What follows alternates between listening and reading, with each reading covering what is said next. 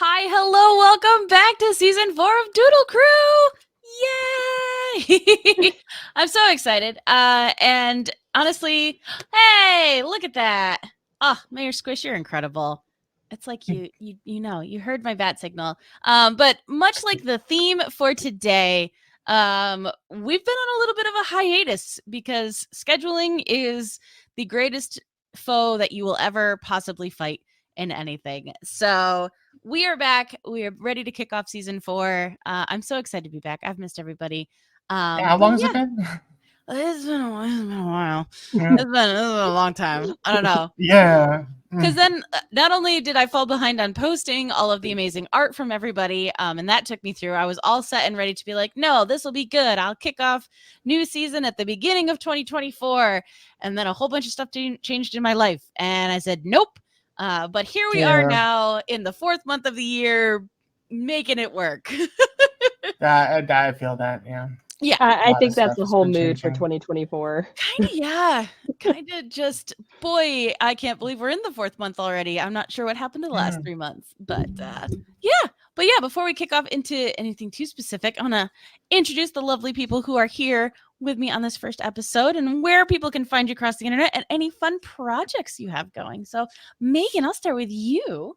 Woo! Hi, I'm Megan. You can find me across the interwebs at Megan C Creates or some derivative thereof. But if you check out my link tree, that'll give you all the goodies. And right now, my main project is I am promoting a Kickstarter for A plus B. We are trying to do a 10th anniversary edition with a fresh new cover and some fresh content in the back.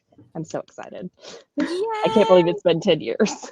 No, that realization hurt me a little bit because A plus B is how I met you.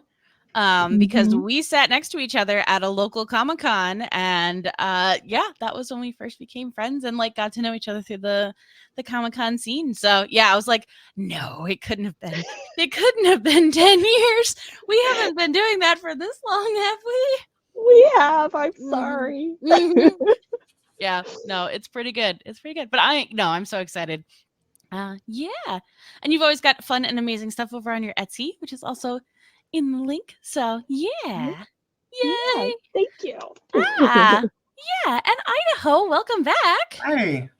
Yeah, it's good to be back. It's good to see you. It's been a weird couple years for me. And so hey there, Possum Pals. I'm Idaho, aka the Wiffle Possum. You can find me across the webs on Twitch, on Instagram, and I also got an Etsy going on. I'm selling my prints and a fourth wall where I'm selling my prints and my other little pins that I make and stuff.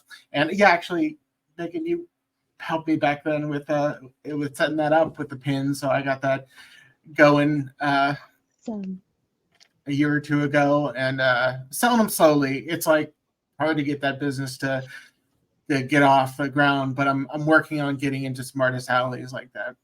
Yay. Yeah, it's it's been a really strange few years, just full stop. And I follow a bunch of different artists who, do bigger cons and do a lot of Etsy sales and everything like that. And it's been not good because I want everybody to succeed and do well, but there's been a lot of feedback that especially 2022, 2023, there's been a lot of change in business models and stuff that they'd seen previous to the pandemic and just how the shows are reacting and how people are finding artist stuff online and everything. So it's kind of one of those where it makes me feel a little bit better if the people who have so many more followers than I do are also experiencing this shift. And I was like, okay, it's not that everybody just hates my art. It's that the whole world is weird. Okay.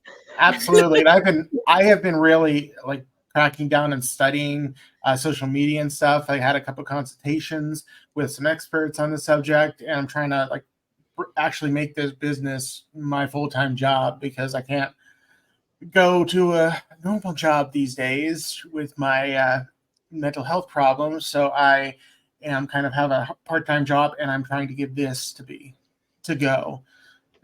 So yeah.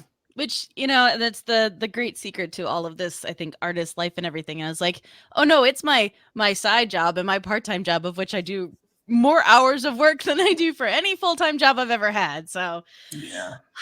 but the thing I always say with it is that, we do this stuff because we love it, and it does make us happy, even though it makes us crazy. So yeah.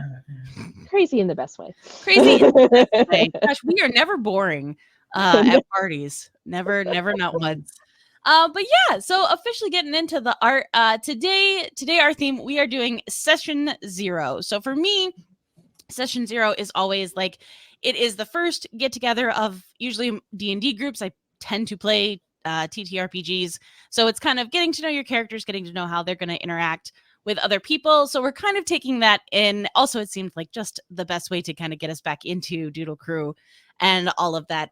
So getting to know some characters, either making up new ones or bringing ones that we've only kind of done the art for and haven't fully fleshed out, and kind of getting to know them. And I'm super excited. I'm going to let you talk about this. Yep. Decided to put many syllables in that. Idaho has some very cool. In Asian, it does have more syllables. Idaho. Idaho, yes. Asian. Some helpful things to go along with that. So I'll let you talk about that, because you know more about this cool thing that you picked up. Oh, well, I was at PAX Unplugged in December. It was an amazing experience in Philadelphia. Best experience I've had in Philadelphia.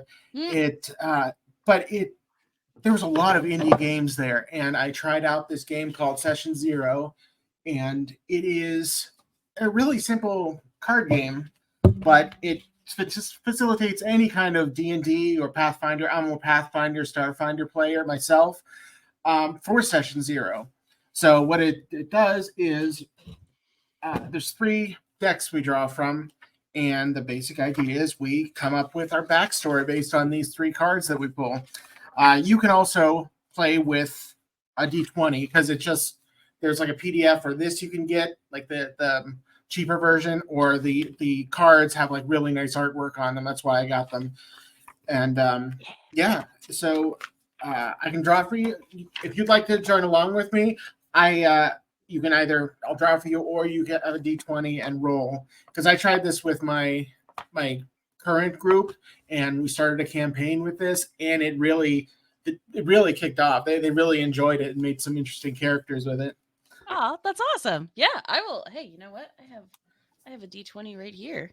I will need a roll because apparently I need to possess a D20. This is like the 3rd time this has come up at Doodle Crew. I'll just draw for you, because it's Okay. it's the same deal. You just there's like 20 cards in each deck, and Oh, hi. Sorry. It's just the randomness of it. Yeah, fair warning. My animal companion will probably be popping in and out and joining us. So yes, for all those involved, this is Vera. This is my kitty cat. But yeah, and I also, just a second to show off the dice that I love. These were a gift, which it'll be hard to see, but they're clear with orange in the bottom, but they have little swans in them. Oh, Mm-hmm. I don't have any insert dice yet. I've been collecting the metal dice lately, but the insert dice have yet to get into. It's because I've been using digital dice for a while now. I'm just getting back into the in-person gaming. Yeah, I'm such a dice gremlin. I also got 2 for the current game I'm playing. I have 2 liquid core ones that are so pretty. Cool. So yeah, but yeah, Megan, you go first and get your stuff, and we'll go from there. Hi, you're gonna be a problem, aren't you? All right. What do I do? Okay. So the 3 parts of this backstory are the legacy, the bond, and the catalyst. So legacy is how your hero started the journey. And we just draw a card, and I explain what the card is. And you got number 17, which is the query. The query. You were apprenticed to a skilled adept who vanished mysteriously. What is rumored to have happened? Do you believe the gossip? What feelings still linger about that day? What have you done to try to find them? Do you think they want to be found? Well, the fun part of this game is it really plays off the improvisation of making a backstory and coming up with it on the fly. These are all questions and prompts that you had asked making this new character. Wow. That's really cool, actually. I like this Yeah. switcheroo. Okay. All right, while you're talking, I'm going to drop the link to that you sent me into the chat so people can also. Yeah. This was the Kickstarter link that I sent you. Yeah. That it's out now, and it's really cool. You're in the way. Yeah. I'm not sponsored by them, but I got. Honestly, that's why I feel like it's the best. Like standing up for. Wow, I completely endorsement. There we go. I was like, I completely forgot the word. When it's like, no, I'm not sponsored. I just really think this is cool and want to share it with everybody. Hi. Trouble. Okay. I do have a friend that works with them, though. That's how I found out about it. So. Oh, that's great. Yeah, I am with Grim Socks in the chat. Character creation is one of my favorite parts. I love it so much. Grim Socks, hi. How's it going? That's my buddy. Yay! Yeah, we got Mortal Sword Games, we got Songheart, we got VIO by Kurt, we got all the friends. Lost Limey popped in and said hi real quick, and then had to run out the door. Yeah. Oh, and ran out the door. Oh, ran out the door. Hi, goodbye.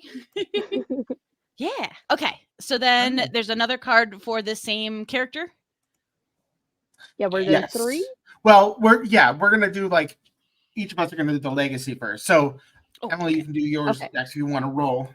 Yeah, I do. All right, let's see. Oh, 17. 17. Well, that's the same one. Oh, okay. Let me reroll. Okay, if you want to, that's fine. Yeah. Oh, I got a 6 this time. Okay. Let's see. The fissure. You come from another realm, far distant from this one. Where did you travel from? If you know, how did you arrive here? What do you remember from your home domain? What keeps you from returning?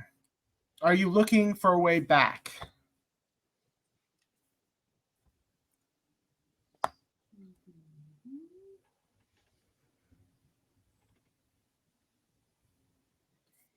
Okay.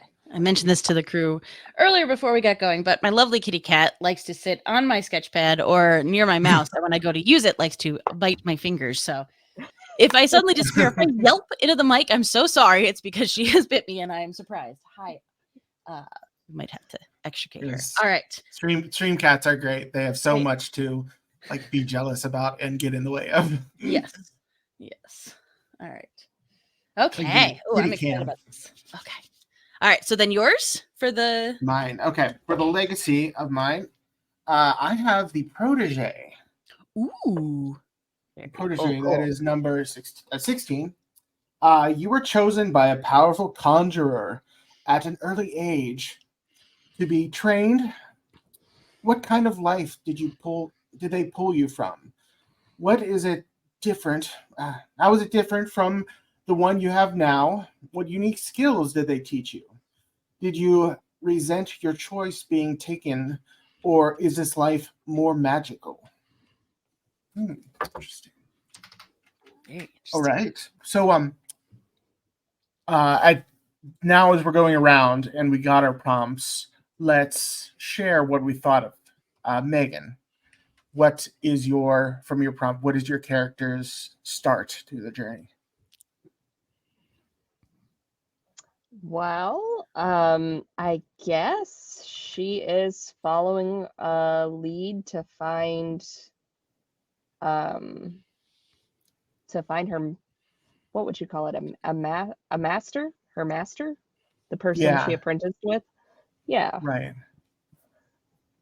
So that would probably be a good starting point if she's arrived in a new city or something, looking for them. Yeah. Who is the master? Do you know? Do you remember them? Who are they? I'm trying to think what she would be an apprentice to make. What would she be? Come back to me on that. I'm still puzzling it. I'm still puzzling it out. Like, what would she be apprenticing for? Which also just, I was going to say, behind the scenes for when, like, my thought process, it's what cool things do I want to draw on her and what cool things do I super not want to draw on her? Yeah. Okay. What about you, Emily? You have you're from a different realm. You're an outsider of some sort, whether it's just different culture or just a different plane of existence. I think probably going plane of existence, and I will absolutely fess up to, I just watched for the first time yesterday Nimona. So I'm very much in the vein of like, I want a spicy little dragon girl. So I'm trying to think, but I would like to, I've also been, because I'm finally catching up on some cartoons. I watched the second season of The Legends of Vox Machina, and I love some of the designs for some of the characters. I'm also trying not to spoil, even though it's been out for a little bit, but there are some elements in that I think could be fun. So I'm trying to play with that type of planes element. But no, this character is definitely going to be a troublemaker, and I don't think they want to go back. I think they're here now and they would like to cause trouble here and and stay around. So yeah. Very nice. Well, my character is now. I think they were stolen from a very young age from their by this outsider, this powerful creature that has apprenticed them. The protege of this being, probably some kind of devil, and they are a goblin, but they have this unique talent. And I think that they want to be, this outsider wants to test them and train them to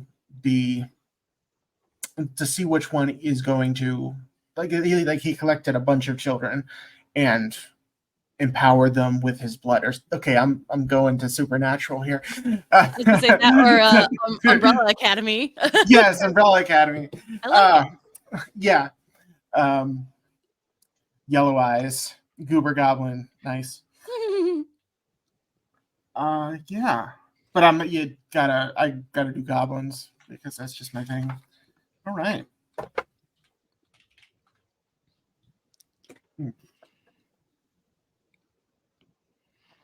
Oh, this is fun. I like it. I like character creation. All right, I think I have it figured out. Oh, yeah? So, based on her artistic design, I added a lot of like dragon scale items. So I think she would be an apprentice to an I'm gonna mess up saying this. I've never said this out loud. Artificer? Yeah. Artificer. Yes, like somebody that crafts like amulets and things. Yeah. Aha. That's what I'm going with. Oh, I love it. Do both of you have some connections with dragons? She is a dragon girl, yes. She is a dragon girl. Okay, well maybe my character was like captured by a dragon. Maybe it's not like a demon. Maybe his master is a dragon.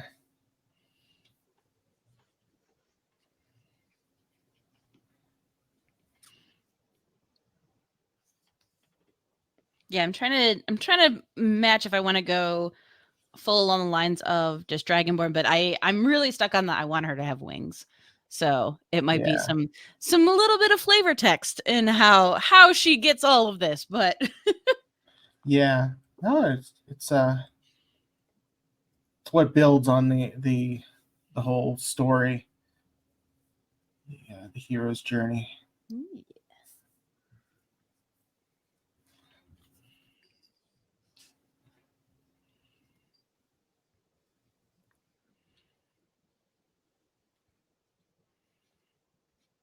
And we don't have to be like in the same party, but whenever you use this, it's often fun to try to mix your backstories together, have that connection with the other players from the beginning or as the journey's going along. Because the next card that we're going to pull is the bond, which is your connection with somebody who changed your life in some way. Ooh. Oh.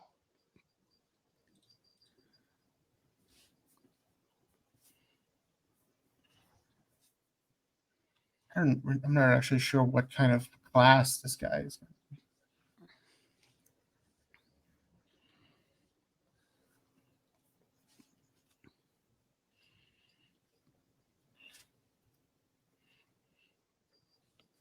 Well, while we're noodling our initial ideas, I'm going to fully own up to the fact that it has been this long since we've done Doodle Crew, because I didn't bother to introduce myself when we did all of that. I was so excited about the guests that we have. So while they're working, we can talk about me. I am so good at this. So I'm Swan. I'm a Swan named Emily all across the internet. I am a content creator, but also an artist and an instructor. So yeah, I haven't been streaming as much, but I have been on a bunch of podcasts. I do a few TTRPGs that you can find my entertaining voice on. So I am currently on the Hork Bajir Chronicles through the lovely podcast of Dungeons and Dracon Beams. So if you are an Animorphs person, we are playing in the Animorphs universe, which I don't know well because I didn't read Animorphs, but more on that later because that might be changing soon. I'm also going to be on another TTRPG coming up that maybe is set in the Pokemon universe. So those episodes will be coming out, and as soon as I can talk about those more, I will share those out. But just for no reason at all, you should absolutely follow the Late Starters podcast. If you want to see me and my friends on a chat show, that is in addition. We are some Wednesdays because scheduling is hard. So we get together, we talk about different topics and all of that. But yeah, you can also find my Etsy store, which I'm going to absolutely steal the screen for a moment if I can. Yeah. These are not up yet, but I'm hoping to get them up soon. I have new stickers, which are the D&D. So this one is charisma is my dump stat. I know they're backwards. And strength is my dump stat. So I have all of those that I will be putting up in my shop. So That's definitely Dex for me. Yeah, mine is wisdom. So it's good. But yeah, so those are fun. Also, if you happen to see me at shows, I will have them at shows.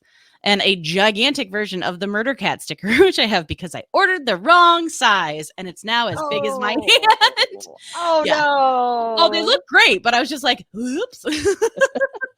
Yeah, I would be really interested to hear about your to learn what your suppliers are, because I've been looking for better prices for prints and stickers and stuff for you know, I've been selling them online, but that's Fourthwell, which is like a drop shipping site that just sells it directly.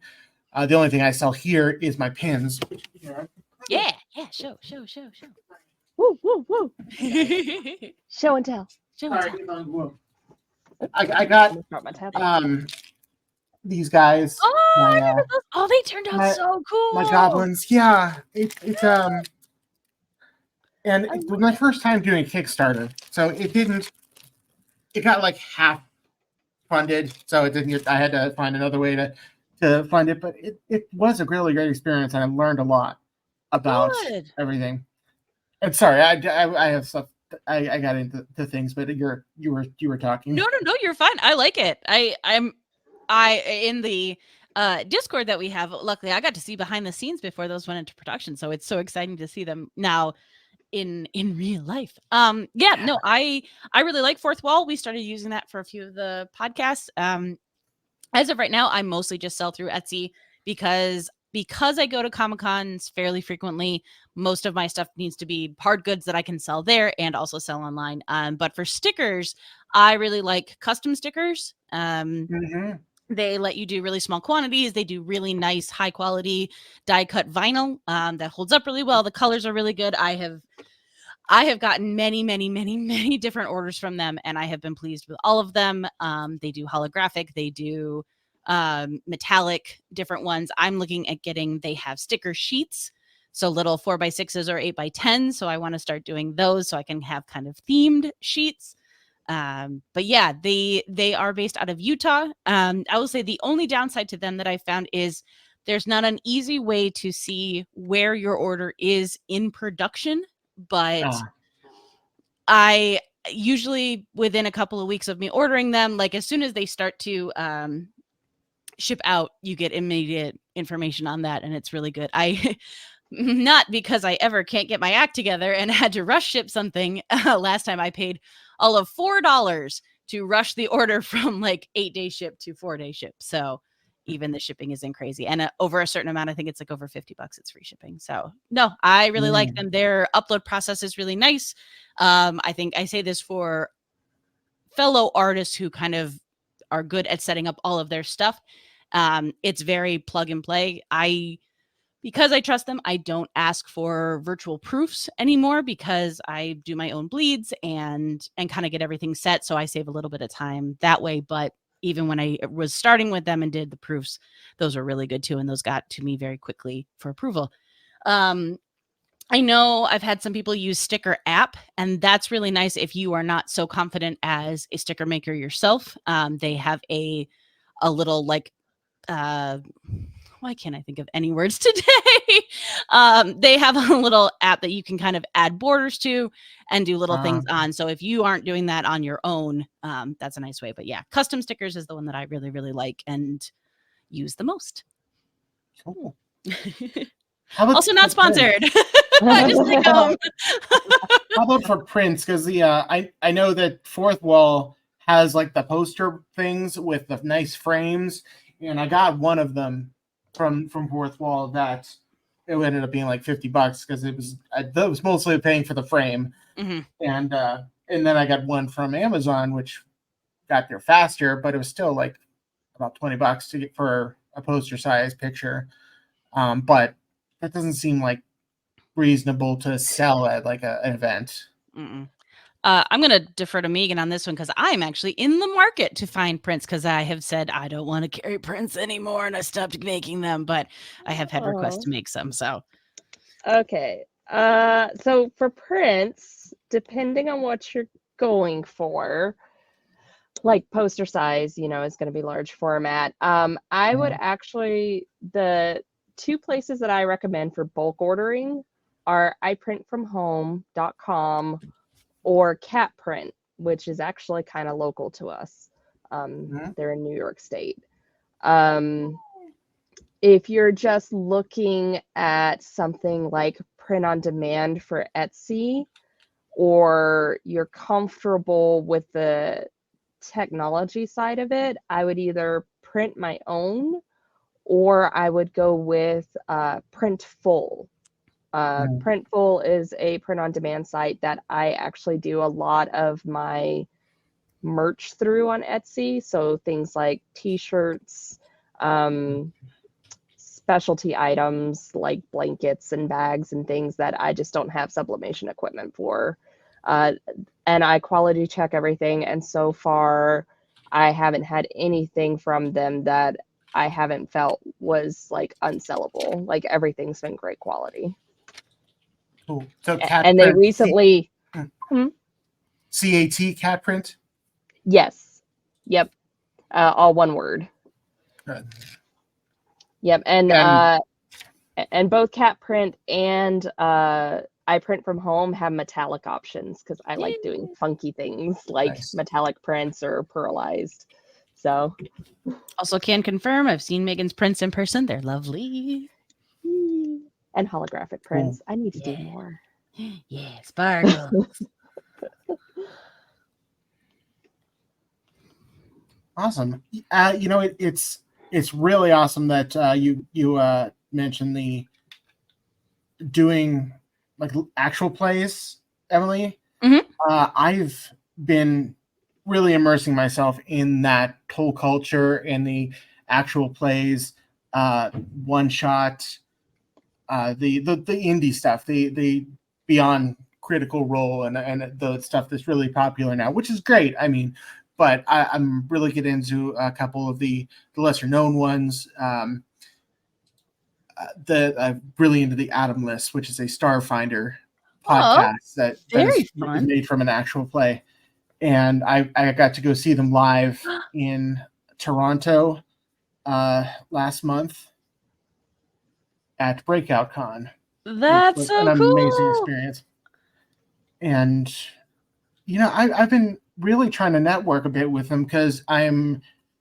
Do you remember Techo in Pittsburgh, the anime convention? I do. Sorry, I had a weird like recovered memory. I was like, I haven't thought about that in like 10 years, but yes, I do. Yeah, but I'm still in Pittsburgh, so I mean, I grew up here, so I started um, being the head of RPGs at Techo, Oh, and cool. because it was kind of going downhill for a little bit, and I didn't want that to happen. That was my home convention, so I said one year after we had a dropout in the head of RPGs, hey, I'm friends with everybody here. Let me do it. I will save this department.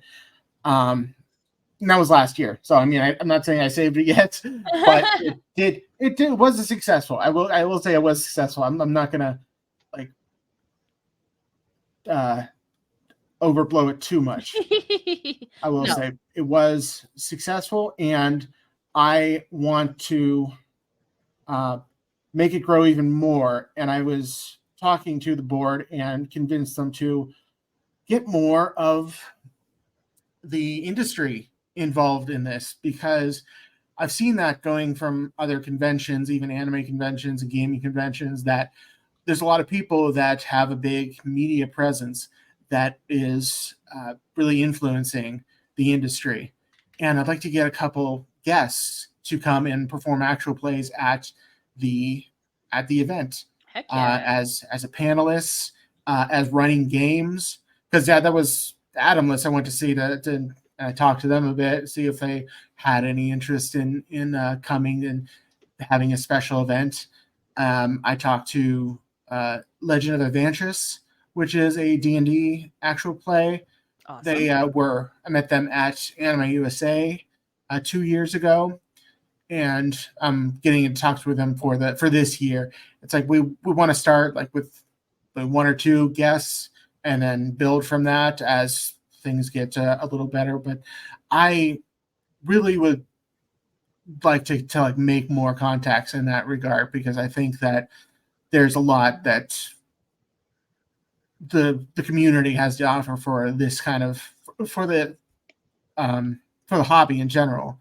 Mhm. And I'm enjoying to meeting all these amazing people that have devoted their lives to this hobby. Yeah, no, that's awesome. I feel incredibly lucky that there is a specialty panel that we get to do at Dragon Con where I get to do live play D&D.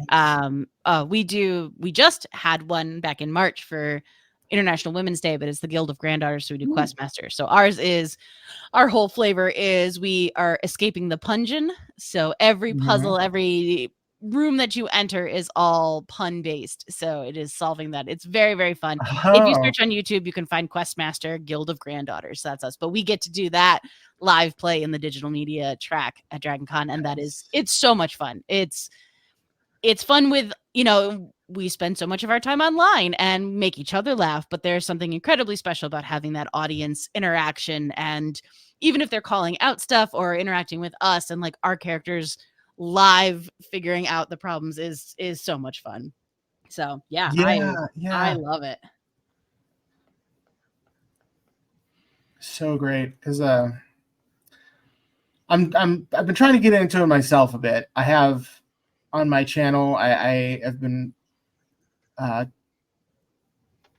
just doing some fun live plays with friends, just to meet once a week and game. Yeah. And I recording it, but none of us are like professionals or have any live experience in editing, obviously with Adobe and such. So I just don't have time to do that kind of scale of things. So yeah. I think that's down the line, the big thing that I don't think is as well known with those big shows. I was like, no, they have a whole team of people who are like editing and production value. And boy, you come to really appreciate how much work that is when you are doing it all by yourself, because it's a lot. Mm-hmm. That was the biggest advice that I got at the at Breakout Con, was that if you have a group of people where everybody can contribute something to it, that is the more ideal situation. Don't, if you put on too many hats, you're going to get shoddy work all in every aspect of it. You're either the director or the producer and if you're the GM, be the GM. Yep. Yeah. Yep. No, it's important, and I think it can be tough not to want to have that control over every aspect of it. I'm so impressed. One of the groups that I do a lot with, they have a rotating editing schedule, so different people take over different ones at different times, so that no one person is in charge of doing all the editing or stuff like that, because we don't have, a dedicated person doing all of that. But no, and there is so much camaraderie and helpfulness in the digital space. So if you find people you can connect with who want to work on this, because we do a lot of free work because we really like it, but it's very fun then to stand back and have this really cool finished product to put out there. Like, that feels really cool. Mm-hmm. Do you convert it to podcast format, or is it on Twitch, your actual plays? The most of the ones that we're doing are all going into podcast. So yeah, the main one for, like I said, for Dungeons and Dragons Beams, they also have an ongoing Animorphs one that they do. Late Starters is ongoing Pokemon. What's cool about that they've been doing is we will record them on StreamYard, because none of us are in the same place. And then those videos go up on YouTube. So if you would like to watch a video component to it, you can.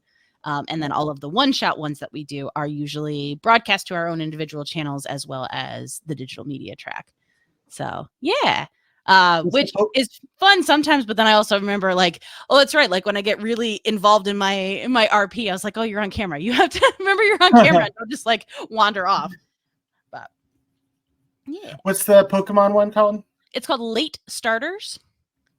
So the flavoring is it is a bunch of adults who get their very first starter Pokemon. So very, very fun. It's so silly, and I love it. It's so much fun. Yeah. They're not here, so I can sing their praises all I want. But it is, yeah, all of the people in that group are all absolutely phenomenal, and I love playing with them. They are so funny and so fun and so creative. And like, again, I want to talk about more, but they are episodes that haven't been released yet, so I have to wait. But like, there's some very fun stuff where I was just like, I don't know how we got here, but I really like it.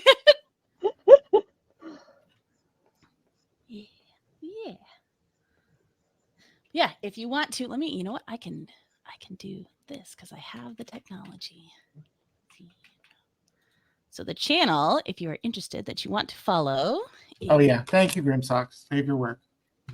Oh yeah, I should do that. They also said, I'm sorry, to hydrate, which that is definitely a redeem that I need that I'm going to have, is the save your work. Yep. All right. When I get to the affiliate, I'm close to affiliate. I'm not there yet. Oh, nice. But yeah, this is the twitch.tv/CZ Drop. That is my friend's channel, where a ton of all of the actual play stuff pops up. And also, I think each one has its own YouTube channel, I'm pretty sure. But if you follow there, they will drop all of their links, and they have link trees and everything. So if you're curious about any of that stuff, definitely give them a follow, because it's so much fun. I just get to guest. Like, I can't claim I do very little in this universe. I just come and hang out. They are also the lovely people that once a month we do Art Corner. So, well, it's been my little bit of a fix since Doodle Crew has been on hiatus, that I get to go and draw with them and be a menace. Yes. I cannot imagine you menacing. Well, it's late at night, and I'm usually tired, and I get real loopy. Yeah. But they keep asking me back, so I keep showing up.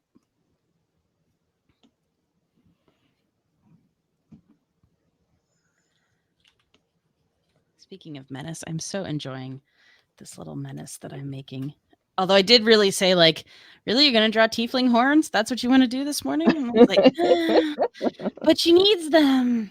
So Yeah, I finally got to see Nimona, and I have to say, big fan. Oh, Big fan. really yes. fun. Just beautiful too. Oh, Just I such know. so relatable.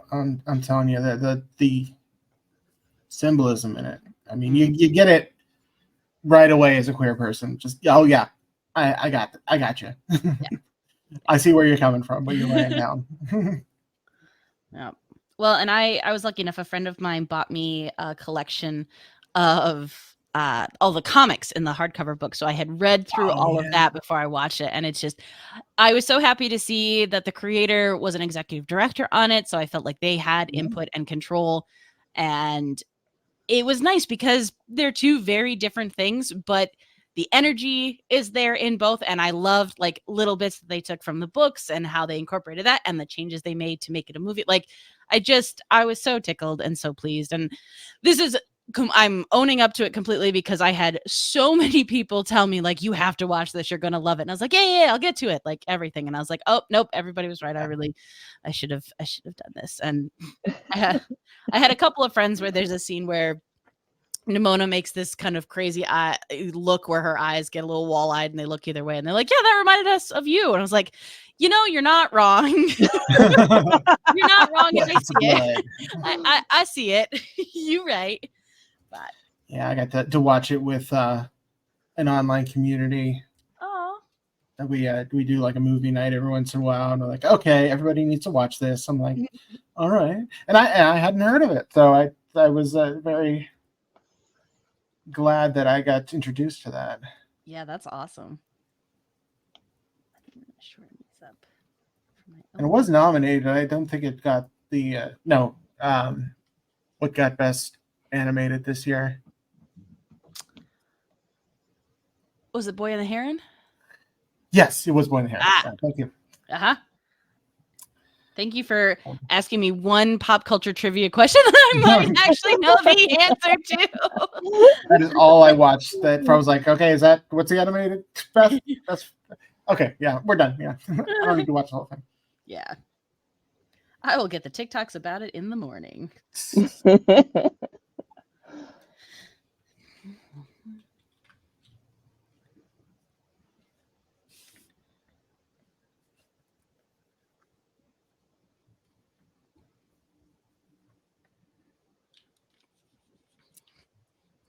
I think I'm having trouble figuring out the attitude of this guy because he's or they are. She is. I don't know. Okay, I'm gonna pull the bond here just to throw things into perspective here. Now the bond, as I said, is the next step in the story. It is the person of influence in this person's life. Oh, that's right. That affected them in some significant way. These can be intimate and personal, or as formal and distant as you want it to be. I got the kindred. Kindred. And it looks like there's a. See that? Yeah, that's cool. Yeah. That's number 10.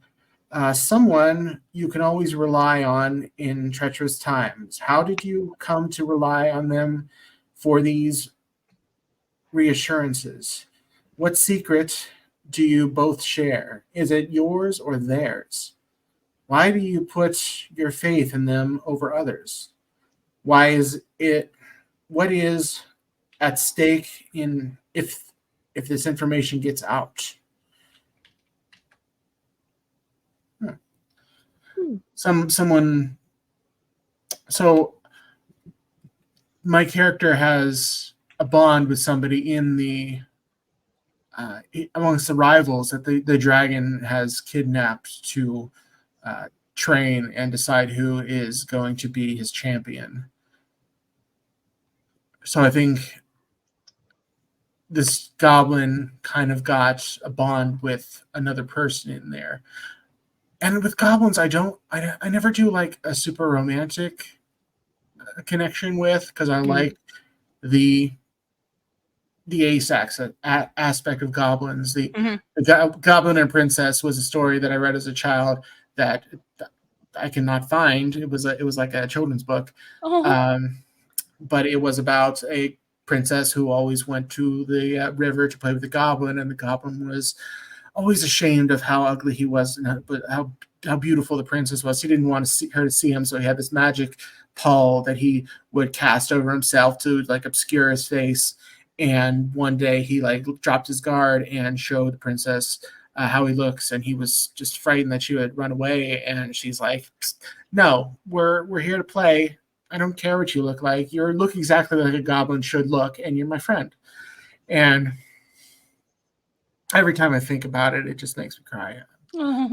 And I don't know. I cannot find it. I thought I had found it on Amazon at one point, and I ordered it, and this was like a novel, and the goblins were once again treated like villains. Which, so I think, yeah, I want it to be something like that. It has a very kindred friendship with a princess that has been captured by this dragon, and they're both in training and being influenced by. And the thing about dragons is, whenever you hang out with them too much, I don't believe that there is like half dragons don't come from a bloodline of interbreeding. That's always in the story, but I do believe that because dragons have an ability to influence the environment around them, that even the creatures that live in there start to take on draconic features.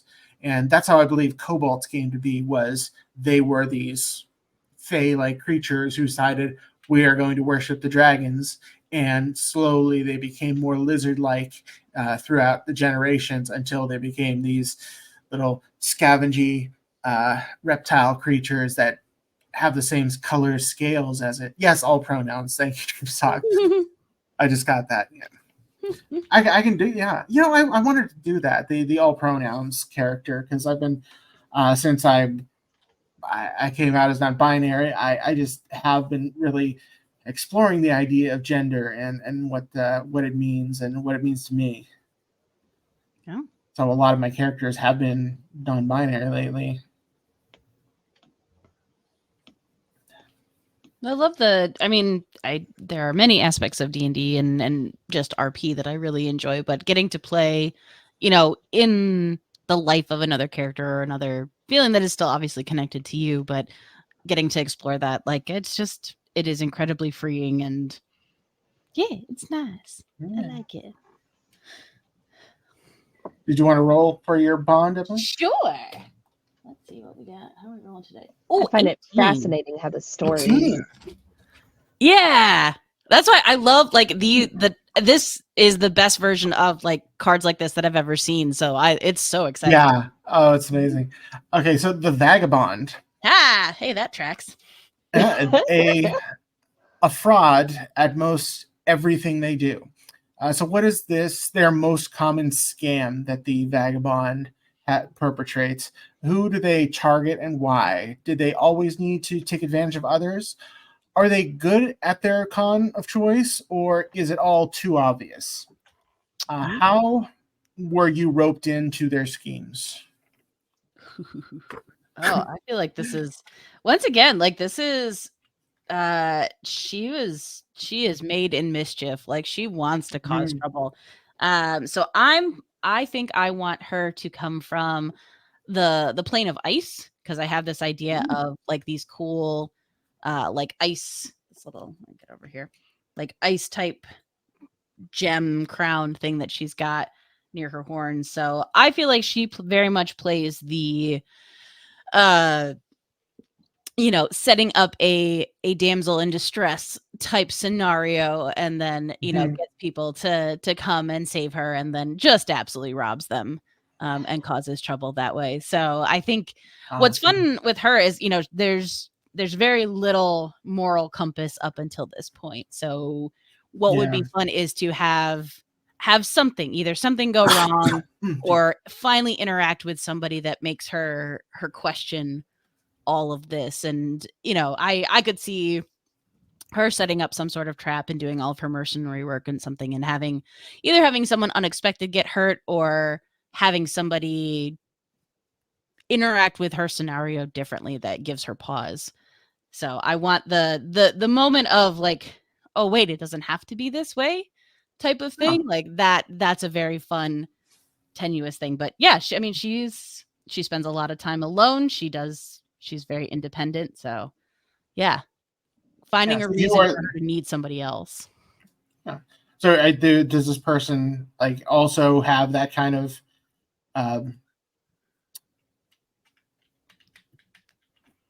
mischievous streak that you connected with, and that's how you found that it's a little bit easier to understand yourself in that way? Ooh, yeah.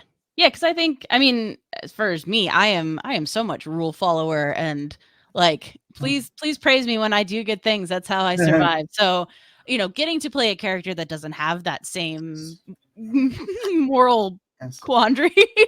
Yes. Yeah, it's yes, fun. I have a praise kink. That was a forward gifted child.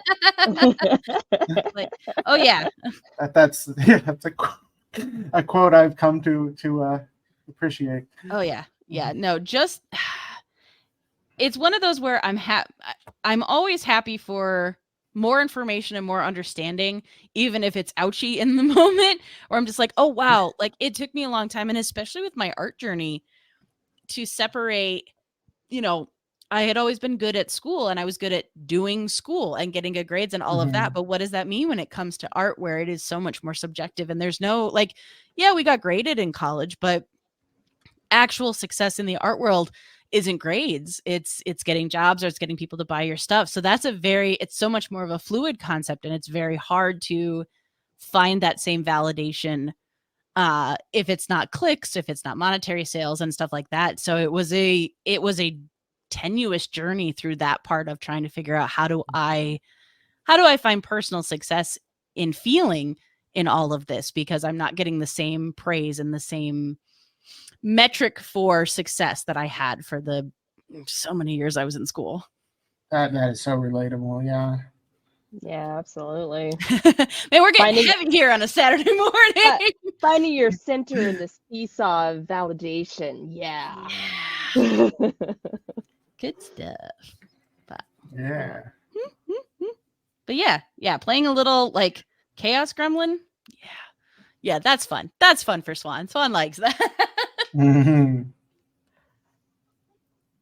had a friend, another person who I've played D&D with and also had a live play podcast that I very much enjoy, say something to me. And I firmly believe that you can be told helpful things at many points, but it's not until you're in the exact right place and someone says it to you just the right way that the gears click into place in your brain. And they were saying, like, when they're talking about their characters, they're like, sometimes I choose, you know, the wrong decision on purpose for my character, because, you know, the chaos of it will make it more fun. And that, it was weird to me because me personally, I am such a rule follower, and I was guilty of the metagaming of like, well, what is the correct answer in this scenario? How do I win D&D? But this was a fun, like, you know, while still considering the mutual fun of the other players that I am interacting with, like, what would, you know, my very emotional, very impetuous character do? And so we had a scene recently in the at-home game where, no, like, player Emily knew that wasn't like, no, you shouldn't do this because we're about to interact with a group that's much stronger than us and they're going to beat the shit out of us, which they did.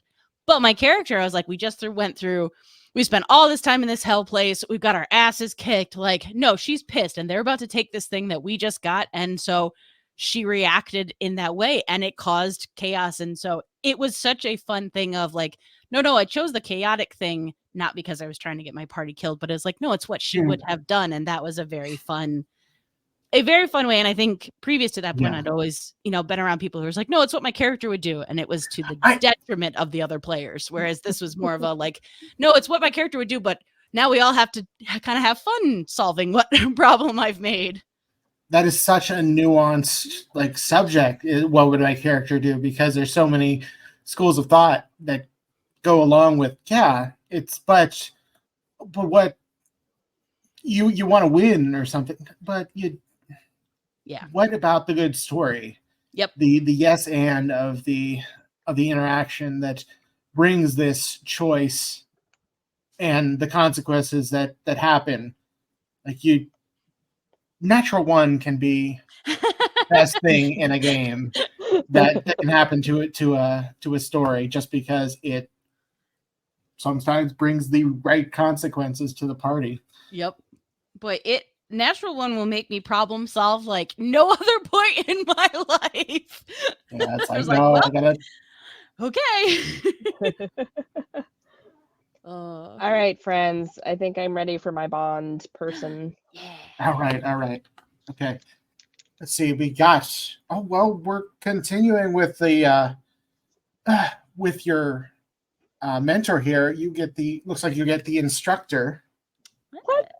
In this. So the cards know. Yeah, I think that's this is up to you how you want to take this. So a teacher with wise words and wiser lesson to bestow. How did you come to be the student of theirs? In what areas did they offer counsel? What of their teachings has most affected your life's direction? And what lesson of theirs was hardest for you to learn?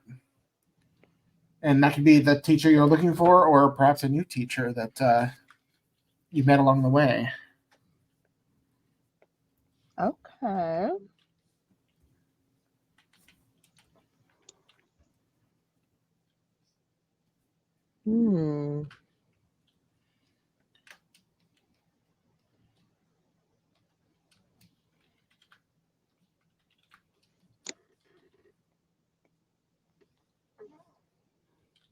Oh, I put wise words twice.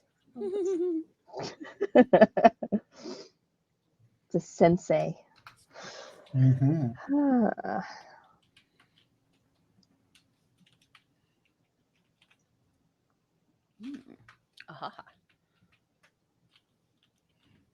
Playing the game of what layer is that on? I love that game. It's my play favorite it all the time. game. I will say I really, really, really love Procreate, and I've been doing so much more in it. But the ability in Clip Studio to get the object tool and just select a specific object, and it'll tell me what layer it's on. I'm just like, thank you. You're beautiful, and I love you. Oh, I'm so jealous about that because I get the infamous streaks in Procreate. Like here's a line, and God only knows which layer it's on because I work in like 20 to 30 layers, and I'm like, yay! And then I'm trying to look at the little thumbnail and be like, okay, which one is bigger because it's got that straight line on it. Oh yeah, no. The amount of time I spend trying to find the line. If it's just like little specks, I've gotten to the point where I just pull it into Photoshop and I heel brush it because I'm just like, I'm not gonna figure this out. I'm just gonna fix it and move on. Oh, what's that? I'm fix it in post. Photoshop. I've been like looking for alternatives for all my Photoshop programs because to be honest, the AI is kind of deterring me from it. I'm like warming up to some of the tools in it, like Premiere's little tool that removes all the uhs and ums. But I was skeptical when it first came out, and I'm like, okay, I am going to Clip Studio Paint. I am downloading Vegas tools and forget Adobe. I don't know. I'm AI has been helping me a bit in this past years with like writing and especially texting, sending messages to people because I'm never good at posting. because I'm better talking to people. I don't know how to write a post that isn't emotionally charged. I kick myself for I will have I will have the art done. I will have done the hard part. The art is ready to post, and I will sit there and stress about writing text for it. I'm like, why? Why? It doesn't matter. It doesn't matter. But I gotta write something, and it will take me so. I'm like, "Ugh." So I feel you. I feel you on that. Yeah, I've been like struggling with that lately. But what your instructor now? Who is this instructor of your character here?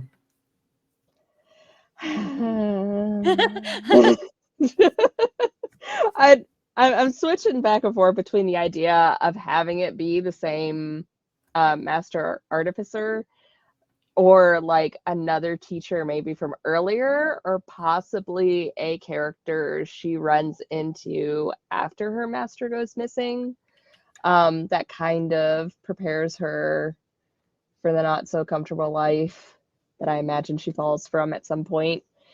So I'm struggling with a couple of backstory strings, before I can figure out who the instructor is. Because that's just how my brain works. Yep. I'm like, nope, can't just throw a new one in here. Let me figure out how they would fit in this imaginary world I'm creating on the spot right here. Yep. Well, I was curious too when you were thinking over it. I was like, oh, okay. Is it the thing where you're like, shoot, I'm stuck? And I was like, no, I bet it's the thing of like, shoot, I have 4 ideas and they're all good and any of them would be fine. But I was like, but there's some in this like art puzzle that I'm solving, Rubik's Cube in my head. I'm like, there's a right one. There's a right one that's going to click and I just have to solve it. Yeah. This is why writing takes me so long. I will be a George R.R. Martin, because it will take me forever to figure out the intricacies of things before I ever even like type a page. This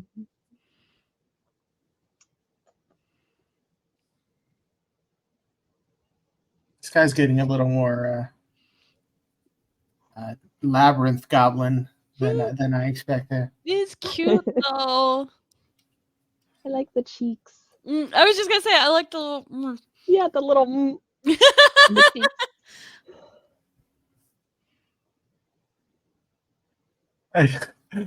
Just like, does he have a weapon of some sort? I don't know if this guy would have a weapon, or if he's being trained by a dragon. Okay, I've solved it. Kind of dragon. All right. All right. It is the artificer, but I'm merging the two ideas. She was at a low point in her childhood where she had lost her family, and the artificer finds her and takes her under their wing and cue intense bond, because it's also familial. So, woo! Mm-hmm. Got it. Nice. Yeah.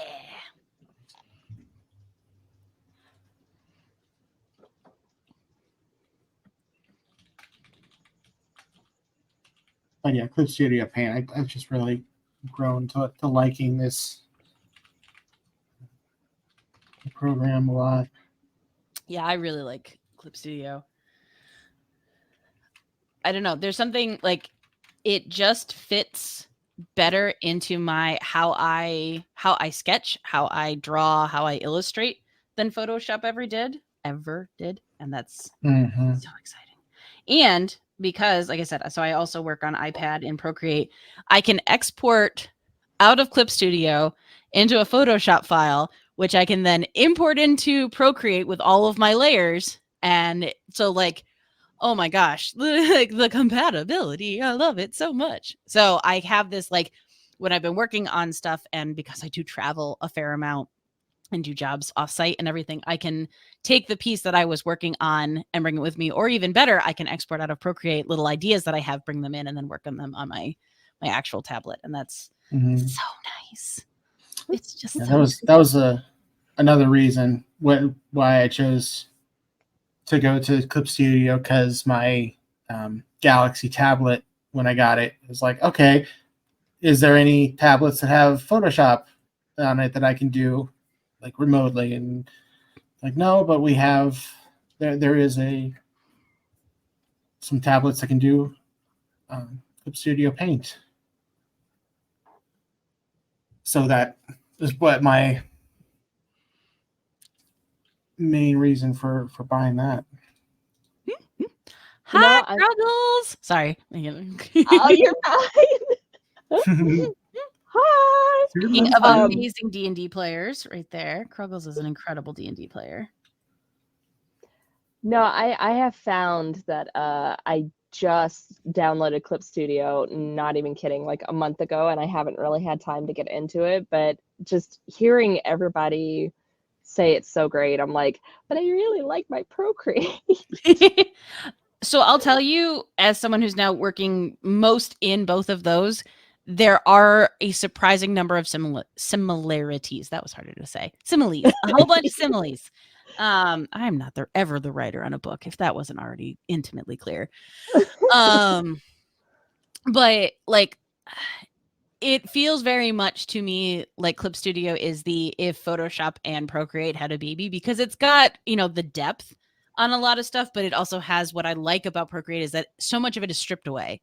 Like there's not so much additional utility that I don't use like I found in Photoshop. Whereas like, nope, I found a couple of really great sketching brushes. I found a couple of great like coloring brushes. The layer style stuff is a little bit less robust, but honestly, like there's still everything I need to do, gradient maps and all of that in there, and just layer styles in general. So like any of the other excess stuff has all been pushed off. And once I kind of got things set, it feels like just the slightly bigger version of Procreate. So once I got over there's no drop shadows. How do I? It's not that hard. I can simulate a drop shadow pretty easy with that. Okay. Yeah, I feel like I just need time to like sit down and actually use it and not just go back to Procreate every time I get frustrated. No, you are so valid in that. Well, hey, if we want to have another hangout night, we can have a Clip Studio night. Ooh, I like that idea. What the heck I'm doing with this hand? Yeah. I have to say I've Procreate is an Apple product primarily. I have not been an Apple user ever, but after last year, I needed something that could film, that was in had a decent camera, and I didn't want to like invest in a professional film camera. So I was like, okay, I think that I need an iPhone. So I went. They definitely have the best phone camera, in my opinion. Yeah. As a I have a Pixel phone. I don't do a lot of Apple products, but I do have an iPad for Procreate. I got it partially because I wanted something I could travel with, and two, I've been teaching it a lot. So it was just nicer to have mine. So I always had my reference samples and all my teaching things in it. But yeah, camera wise, I am genuinely amazed at how good the iPhone cameras are.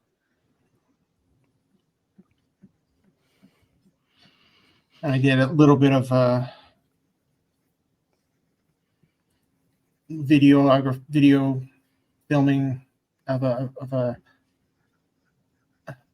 it is a film that my friend is working on called The Queen's Ball in Another World, that she wanted collaborations with friends, so she just asked them to film yourself talking about this. I think she's like a baroness that is the villain. She's like the main character of the story, is the villain, and everybody dislikes her. So we're supposed to be talking about her, kind of like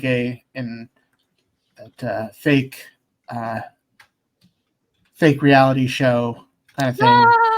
Like nice. The confession rooms. Yeah, the confession rooms, like that's so fun. Parks and Rec, or yeah. Oh, I love that. What's that? Curb Your Enthusiasm. I was trying to think of the name.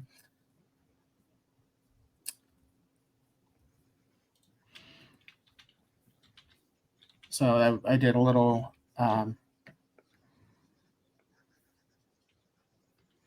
I was probably doing this character in the Art Institute, the steampunk guy with the top hat and the mustache. Oh, yeah. Yeah, so I'm still doing them. So I wanted to have like a little party discussion about gossip that I heard about this woman that everybody talks about. It's fun.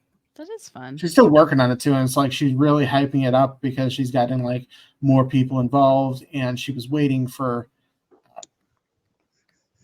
spring to happen again so she could do some more outside filming. That kind of delayed the production. So I too have been waiting for spring to happen. Yes, and it should be next week according to the weather forecast. We should be like reaching those nice little 60s. Yeah. And it better stay this time. Yeah, seriously. That was the one before. It was like, we got there, and then it was like, ha, ha, ha, ha, ha, no. And I was like, no, but I was ready.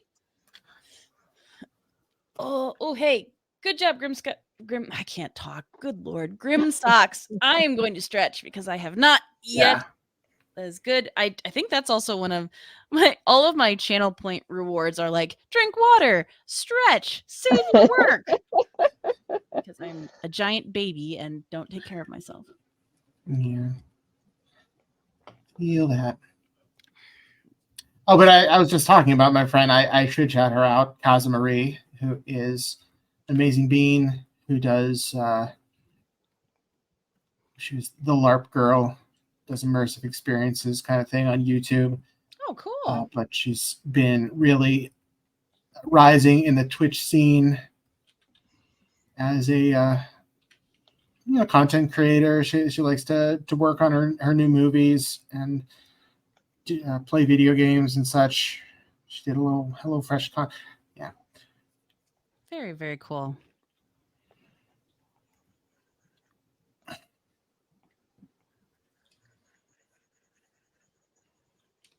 Just like Neopets. Oh, jeez. Oh, Neopets.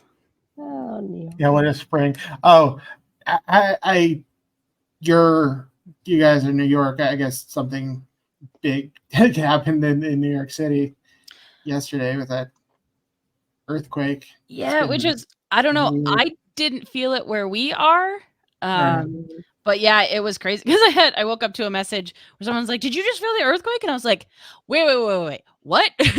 I'm gonna need so much more information.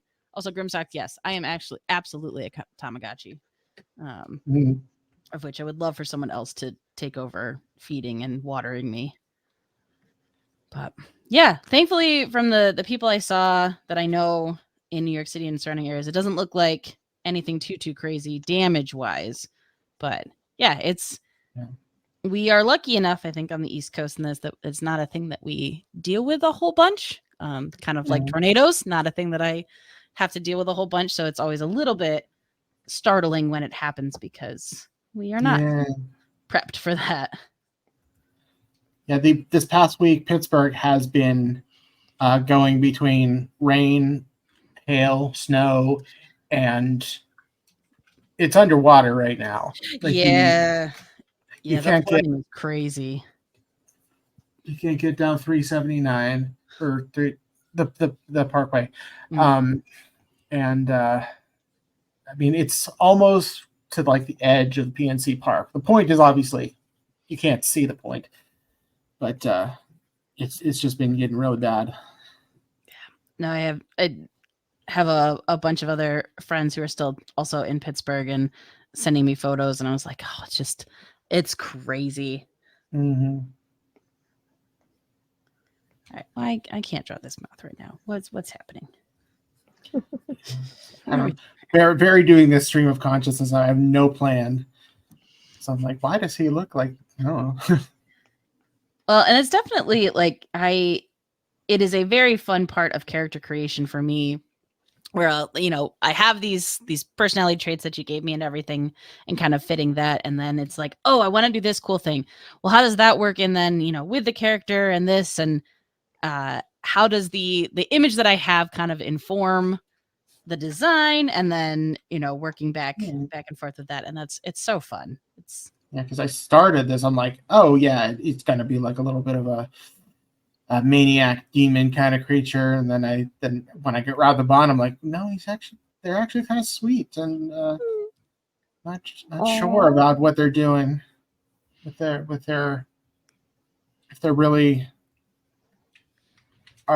have what it takes to get this apprenticeship from this dragon.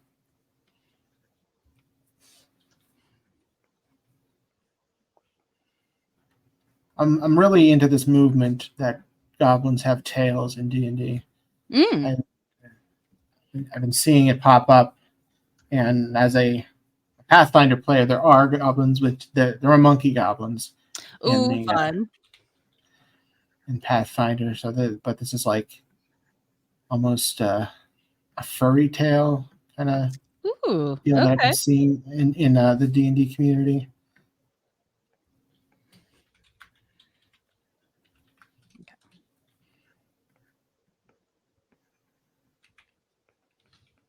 Oh, hey, Randy. Hello, hello. Speaking of fellow fun Pittsburgh humans. Yeah.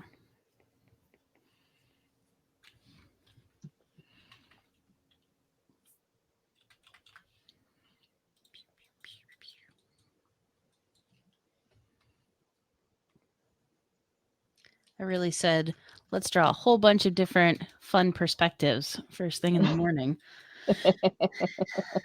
Can't help myself. I'm thinking, like, my coffee did not go far enough today.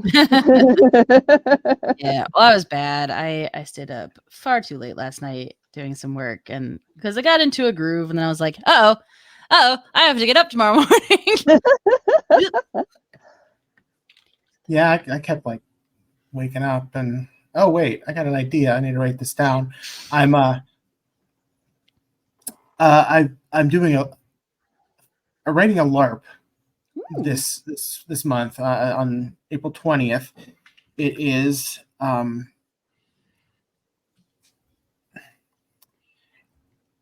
it's called Pig LARP.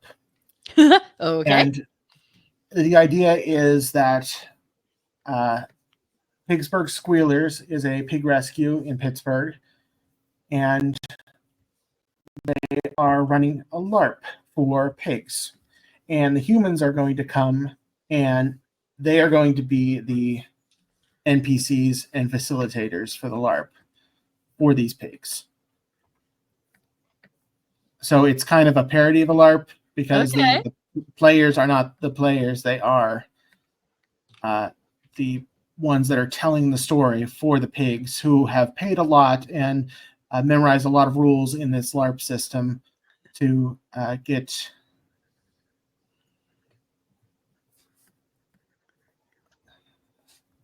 and they've come out with all their friends and made character backstories that are very complicated.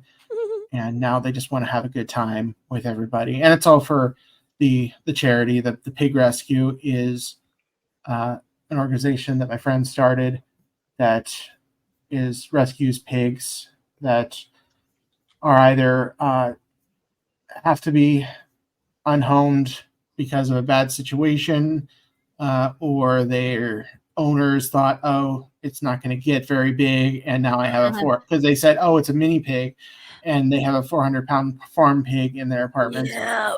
Yeah.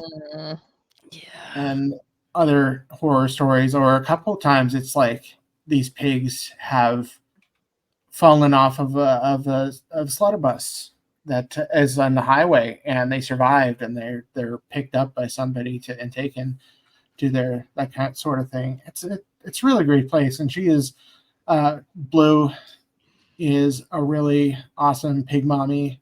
We were roommates for several years, and I was friends with her first pig, Sasquatch, who is about 10 right now. and they Oh are, my gosh. and now she has like about 30 some pigs Oh my goodness. on the property. Well, that's the basic idea. Just getting people together to make stories up for pigs and play with pigs and interact with them and raise a little bit of money for them. So if you're interested in that, you can go to pig. You can, if I can plug that, piglarp.com or pigsburglarp. Either one will work. And check it out because we've got tickets on sale for that. And it's not like big into LARP season right now, so that's why I'm trying to promote it more. And it's everything is going to the charity. You get like a spaghetti dinner there because it's a half day event. Perfect. But we're just doing it for fun, and it's kind of based on a similar thing that happened in Connecticut, the goat LARP, which pretty much the same idea, a parody of a LARP except with goats. I like it. That's very fun. Esther the Wonder Pig, yeah, was supposed to be a mini. Yes. I think, yeah, I've. Okay, well, not shocking to you at all, Tony P. I don't know the story of Esther the Wonder Pig. I don't know specifically, but I do know that there was a pig that Paris Hilton owned that was not a mini pig. I mean, mini pig is a misnomer. It's a baby pig when you get it, and they're like, oh no, it's not going to get much bigger than this. A mini pig is still going to be 100 pounds. Yeah. Which is, that's a dog. That's a big dog. Yeah. It's a Big dog. Big dog. And that's about as small as they come with Potbelly and mini pigs. I was gonna say, when I used to do like 4-H stuff and everything, like, and go to other farms, like Potbelly pigs, I was like, no, they're huge. Yeah, which when Sasquatch was young, he was good in the apartment, but we knew that wasn't gonna be the place that he was going to thrive in the long run. So I'm glad that she found some property to raise him in outside and be a real pig.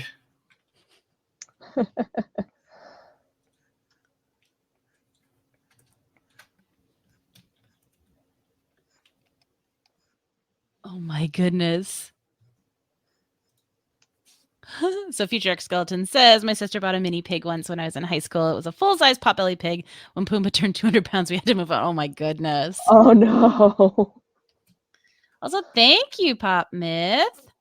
Thank you. Yeah. My little demon.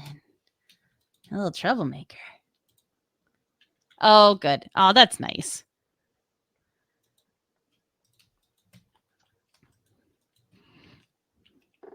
Because my brain has been rotted by TV. Anytime I think of corn maze now, I always think of the Parks and Rec harvest episode and little Sebastian going missing. And oh, yeah. Oh.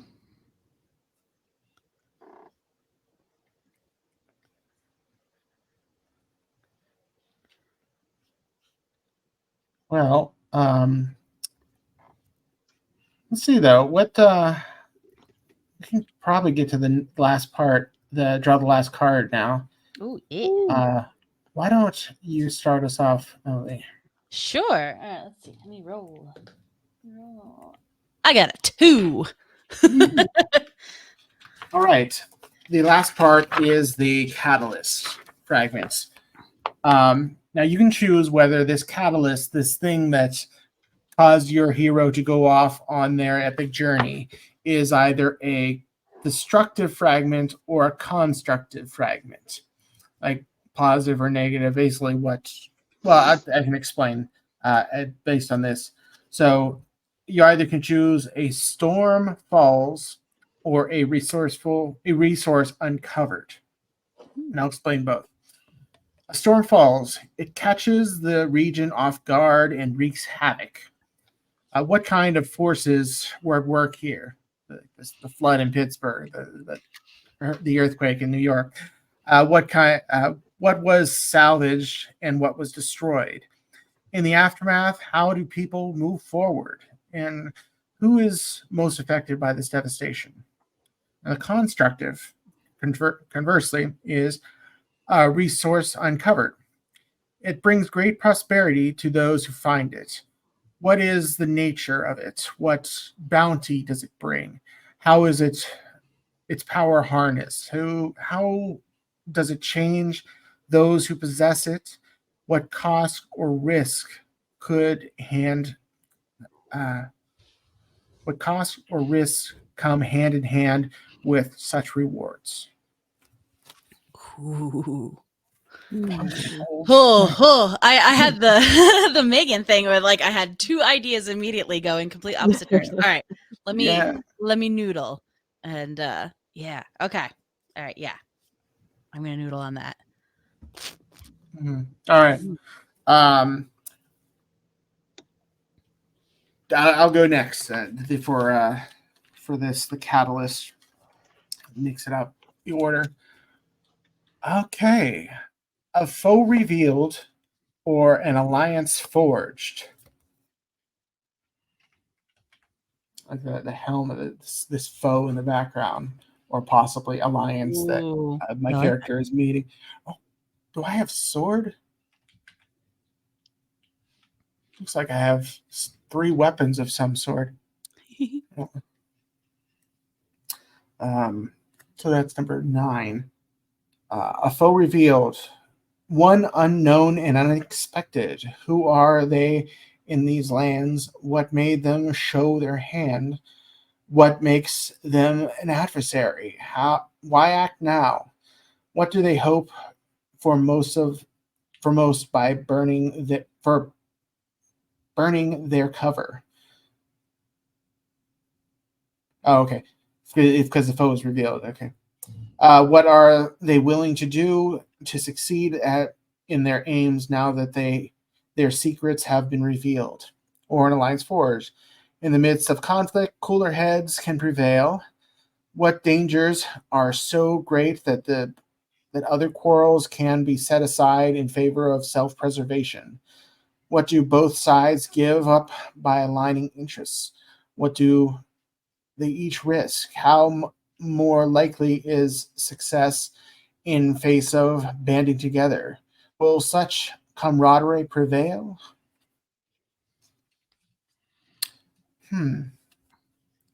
I don't want to throw my dragon under the bus. I love my dragons, but they do make amazing foes in the light of this. And the fact that they started this story with them as kidnapping a bunch of children and raising them to be their champion makes me kind of think, do they have, it's like the Empire, do they have the Jedi Order, they have their best interest in mind, or they have some kind of, so I think maybe the dragon is, whether their intentions were pure at the beginning, they are going to be a problem for these heroes that have come together. So I think that probably the princess and the goblin are going to band together to try to stop the dragon from fulfilling this mission, because I think maybe that he's making them fight to the death in the end, and they just want to be friends together. Like now I'm pulling from Hunger Games here, but well, that's the fun thing too, for so many reasons. But I feel like you start when you have these kind of very open-ended things, like you start to see where all of these tropes come from. And it took me a little bit, but I had to get to a point where I was like, oh, there's nothing new. Like there's no brand new story I'm ever going to tell. But if I can tell something that is fun and exciting and I like it, like there's going to be other people who enjoy that too. So yeah. True. And there's always new ways of mixing those stories together. Plus, I feel like with your dragon, like even though it was kind of like taken under not so nice circumstances, like if they raised them and treated them well and like all of this, like you kind of get that bond there, so that when you get the double cross, or when they finally say like, okay, now you have to fight each other, like that's a very emotional thing because you have that connection. Betrayal. Betrayal. It reminds me of this anime that I started watching, Eden Zero. It's on Netflix now, but it's like a sci-fi thing about this the Demon King, this space pirate who raises this kid, and who grows up to be this super powerful gravity bender dude, and becomes the new Demon King, and very, very Monkey D. Luffy kind of feel to it. And if you get a chance to watch it, Eden Zero on Netflix, I recommend. I just started it, so I like it has a Starfinder feel to it, which is why I like it. Very cool. I've been I'm doing a rewatch of Avatar: The Last Airbender, the original cartoon, but I've also been told I need to watch was it Delicious Dungeon one that just came out? Yeah, I just finished that. I haven't seen it yet. Yeah, it's so good. Yeah, that might be my next one that I put on because I've heard very fun things about it. So I never thought. I mean, I was never into the food ones for anime. They looked interesting, but just the way it's always very tongue in cheek. It's like you're kind of making fun of the food shows, and adding adventure into it. This contest, but this is, if you haven't seen it, no spoilers. It's about a party who is in a dungeon that they have to fight a dragon in the first episode, and they're so hungry from the journey that they just screw up, and one of the party dies, and they have to get Rez back up in town and do the whole dungeon again. But they meet somebody who teaches them how to use the dungeon to survive, and by cooking monsters. And that immediately caught my interest. And by the end of it, I wanted to start writing a system for making a food cookbook out of monsters. Yes. In D&D and Pathfinder. I love it.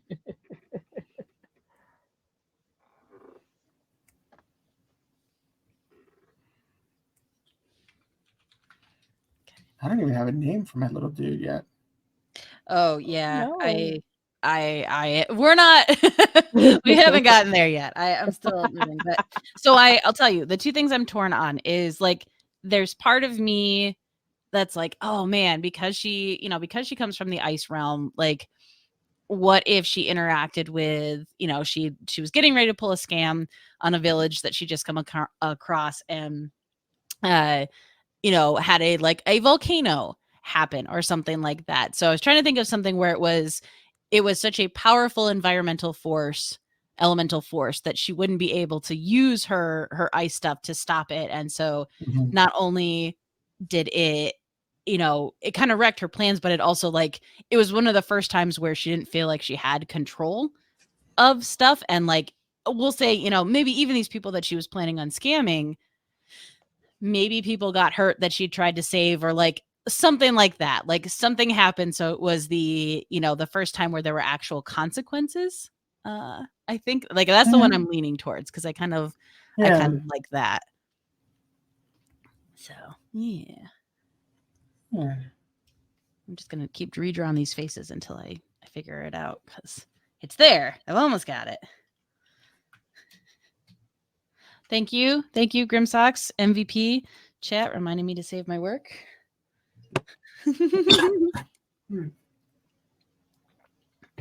Also, yes, Mortal Sword Games said Demona from Gargoyles vibes. As soon as I did the one pose with like the claws, because she kind of had that highlighted my own message, little like headdress thing that she wore too. I was like, oh yeah, big big demonetized, which translates because I loved Gargoyles growing up. I still love Gargoyles.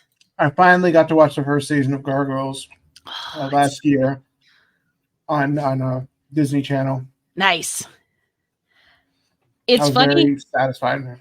especially that first episode, the amount of times they reuse animated shots, like the stones falling from the top. I was like, that's like the sixth time they've used that. So it was very funny, from the outside as an adult who went to college for animation. But I was like, but also I'm like, some of the stuff is so good. Like the flying is good, the climbing is good, the fights are fun. It's got friggin' everybody from Star Trek doing voice acting for it, which is so fun. It's fantastic. Oh, so good.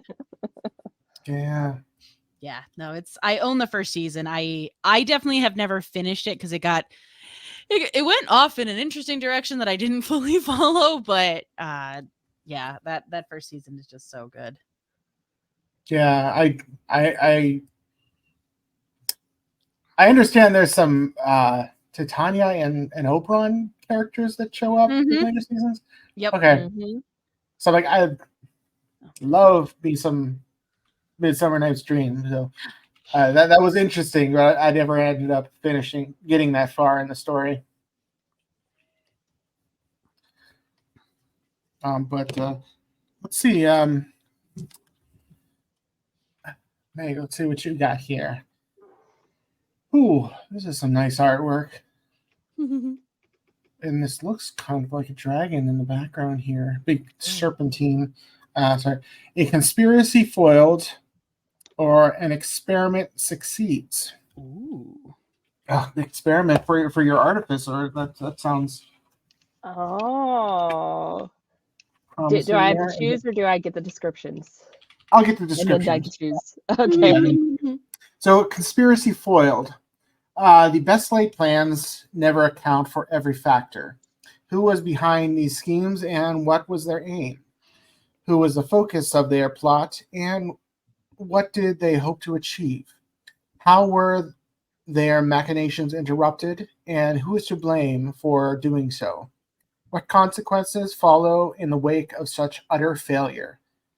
Will they try again? Or an experiment succeeds? Sometimes even the highest of risk is worth the reward. Do the ends justify the means? Sorry, different story. Who was behind this enterprise? What great workings did they achieve, and what peril did they dance close to in doing so? Why were they driven to attempt such a volatile undertaking? Why, once they succeeded, what did they unleash? Are they still in control of the thing they created? I'm going with that one.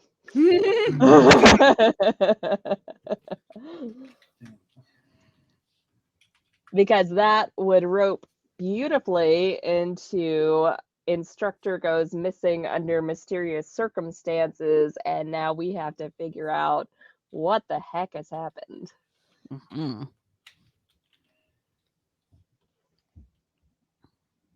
Yes, indeed.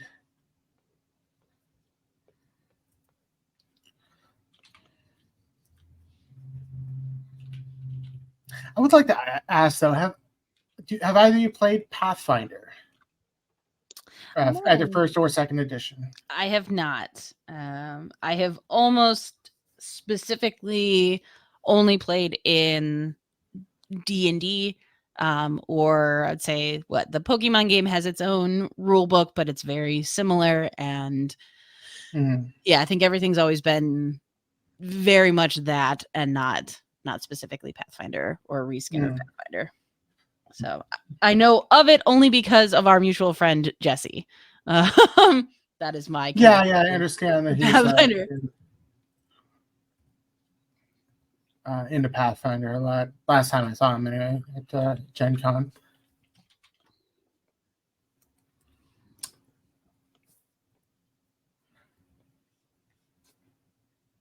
But I asked because, as I said, I'm trying to start a game in my channel that is a Pathfinder game with some friends, and we wanted to get a fifth player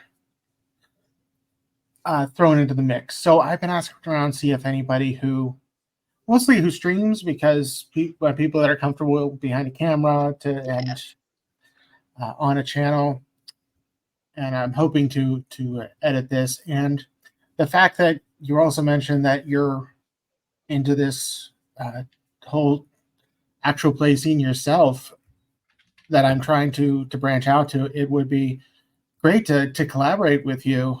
Yeah. Finally, that since Right Wing at the my final project with Jesse that didn't go entirely to plan.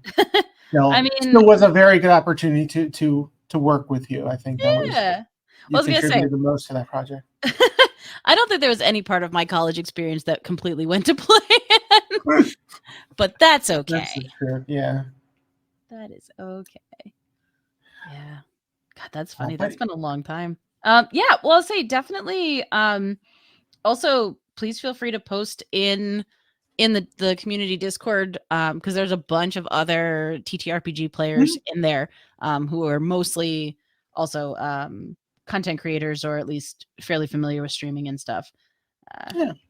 So, but yeah, I can't make any promises because I have already overcommitted myself at this point. That makes sense. And that's the thing that I'm running into a lot, either time zone problems or life problems that's come into play. And that's what always gets into it. But I got an interesting group that's going on. We had the first episode, and we did this with the group, the session 0, in order to make our characters, and we came on like it's going to be a Western theme in my home setting, and so far it's been interesting. I mean, we just set it up, and then we had some discussions about where we're going to go with it. And we're taking a break because there's some life stuff that a couple of us have to deal with. And then one of our players just was like, yeah, they weren't really comfortable with it anymore, but so they didn't want to commit.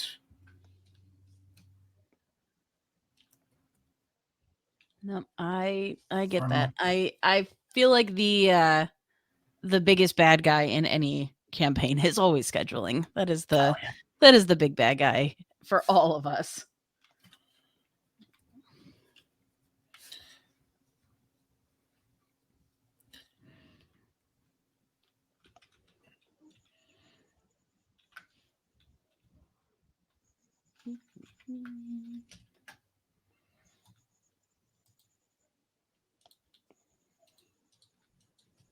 Just layers everywhere.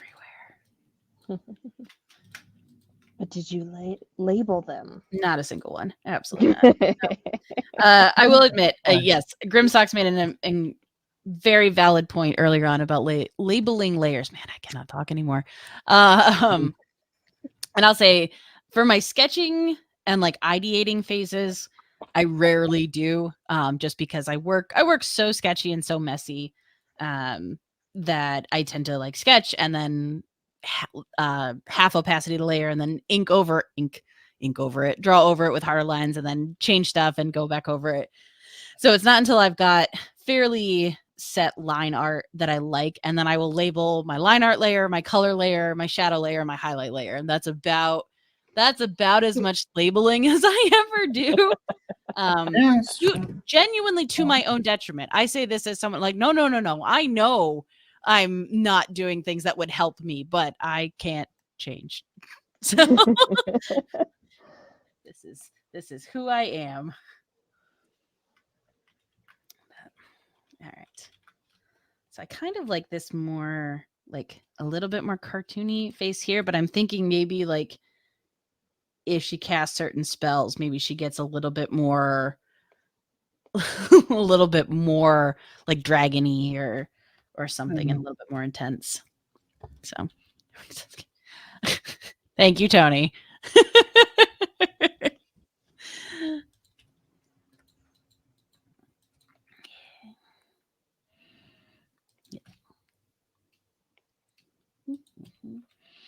All right, I will say, because we did start a little bit after, but probably about 15-minute warning for wrapping up and getting to a point, and then we'll do outros. And I especially want to leave space for that because everybody has so many cool projects going that I want to talk about them again. Yeah. So what is this experiment that your character is involved with, Megan? Oh God. I was told we were working on characters. I didn't have to actually do science today. Wait, we want details? Ah.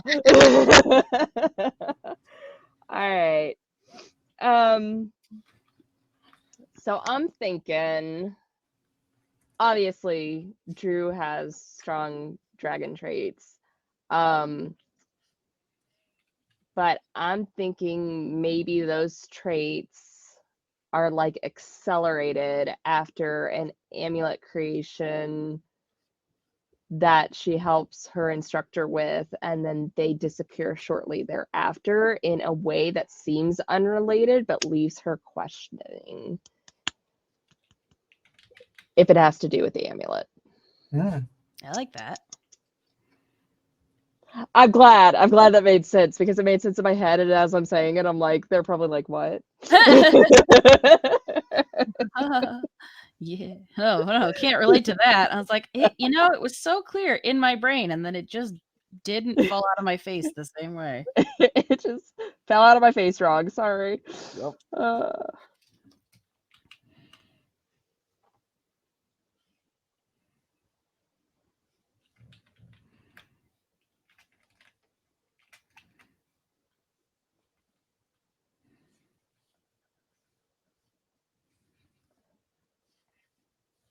Oh, did M get a catalyst?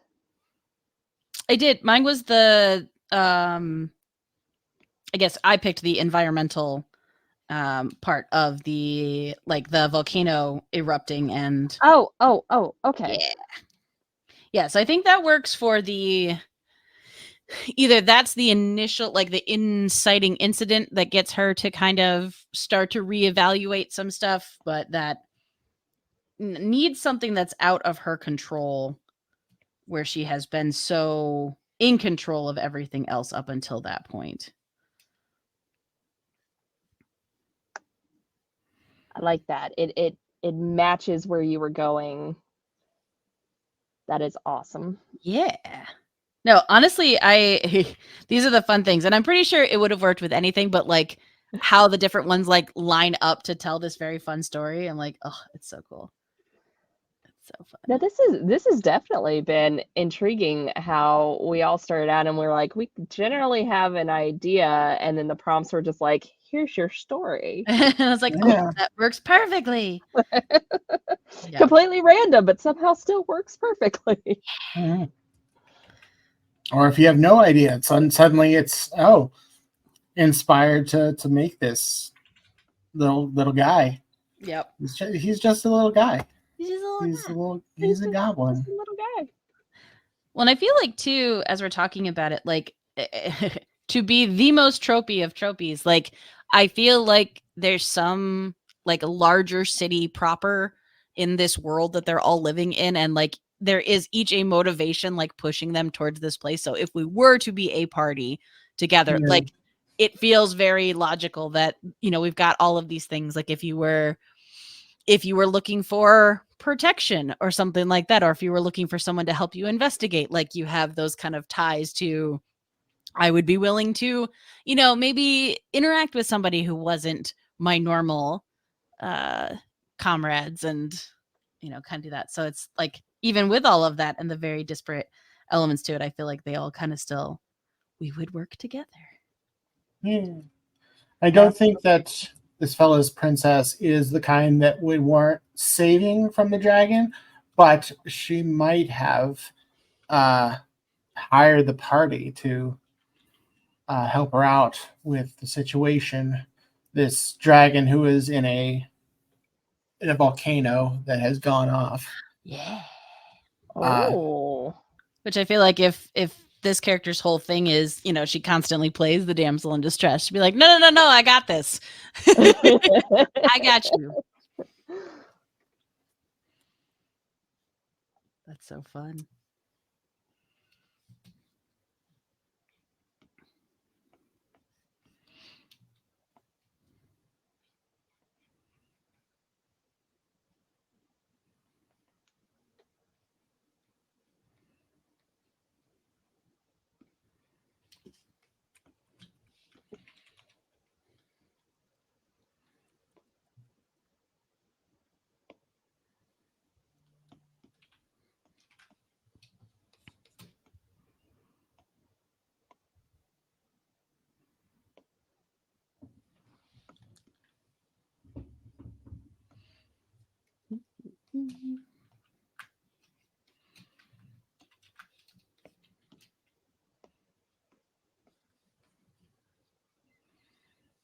Yeah, heaven forbid I ever have to hand off my sketch or ink things to somebody else to work on. So I'm like, okay, so I know that there's 65 different lines there, but I promise there's one that's the right one, and Yeah, it's fine.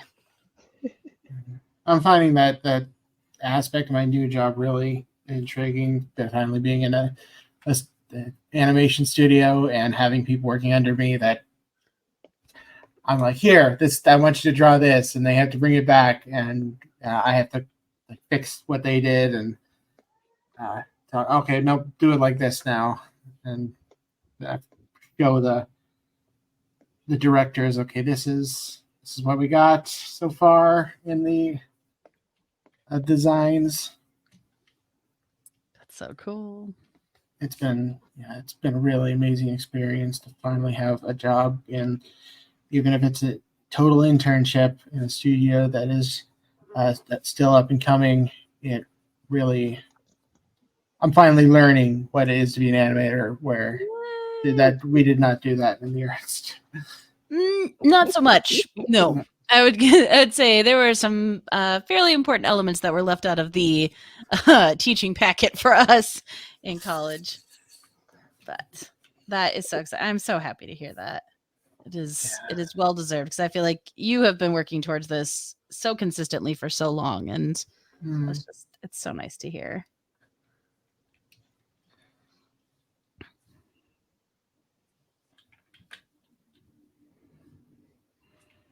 If it makes you feel any better, I feel like the college leaving out important things to actually run business things is a universal thing.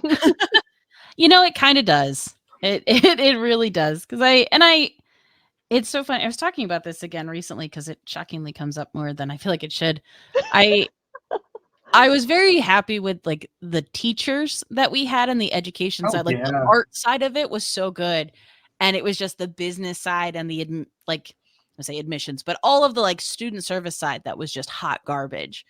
And so no, I'm happy because I had good art teachers, but anybody else on the here's how you actually succeed part of it, or the resources that would have been helpful to all of us was just lacking. So it's kind of okay, so it wasn't that I just missed this really important thing that they actually had. It's just I don't think anybody was really getting the full story on what you need to do to succeed. Here's your real life scenario, and this is how you actually navigate starting out at a firm, or going out and creating your own agency, or even you want to do art for surface design, or you want to do there's all these little facets inside of graphic design and illustration, and we're just going to focus on the big ones. Yeah.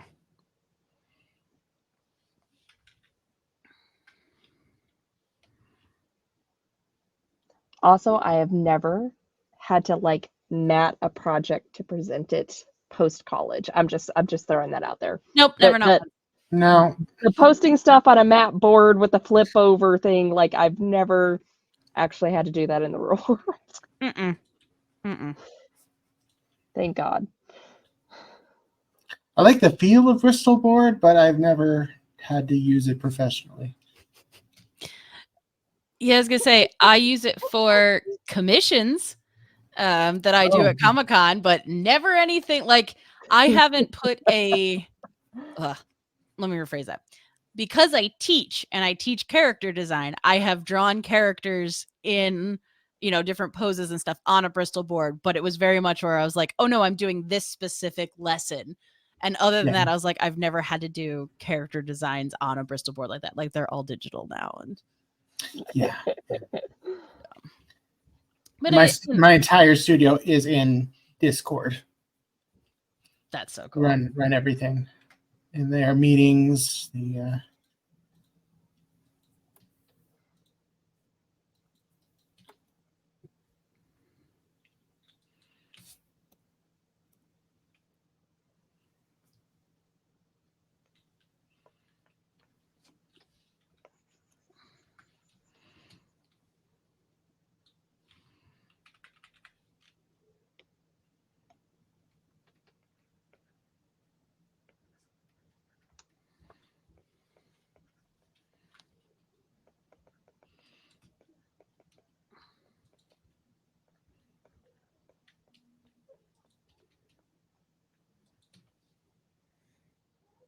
Okay. All right. She's getting there.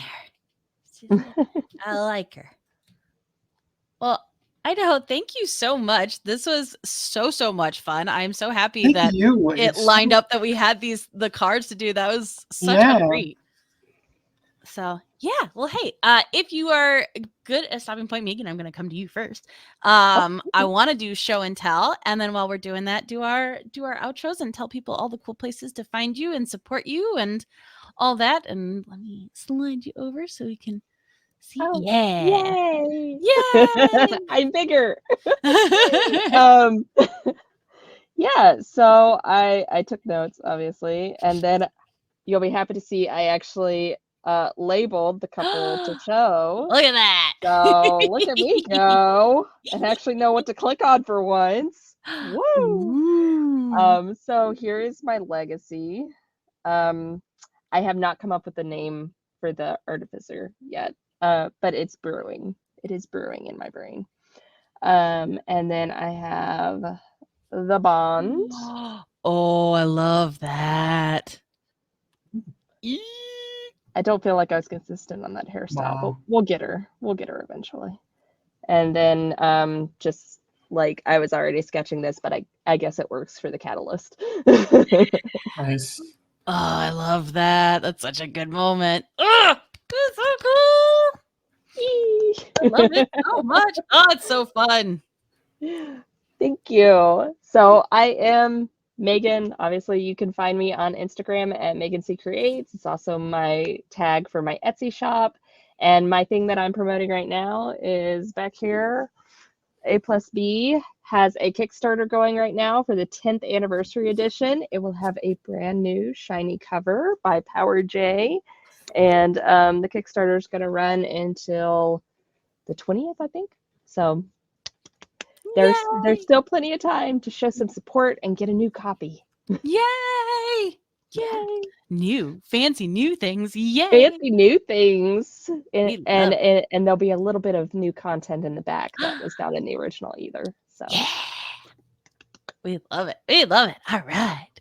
Sliding over so we can see this sweet boy. Look at this. Look at him. Oh my god, I loved him. Oh, so cute. It's so awesome you got to color too. I know. My goodness. Yeah, I got full into like, I need to sketch more. And I was like, oh yeah, I was going to add color. Nope. Yeah, I like when I'm like not even like planning and the lines just kind of come together in like a clump, because anatomy doesn't matter as much when it's this much of a non-humanoid creature like a goblin. It doesn't matter what they look like. They're ugly. That makes them cuter. Yeah. Oh, so cute. But yeah, I'm not sure about the name either. I was almost said Jenga, but it didn't really hit. So but they're going to have a name eventually, and I don't know what they're holding. They kind of just picked up a piece of metal and stuck it to a stick, like a horse chopper. I think it's the Pathfinder goblins have a thing called a horse chopper that they use as like a pole arm. But yeah, I am with Opossum on all media, Twitch. I'm trying to get that going more to promote my art and stuff. So you can find me on Instagram and Twitch and a couple places as with Opossum.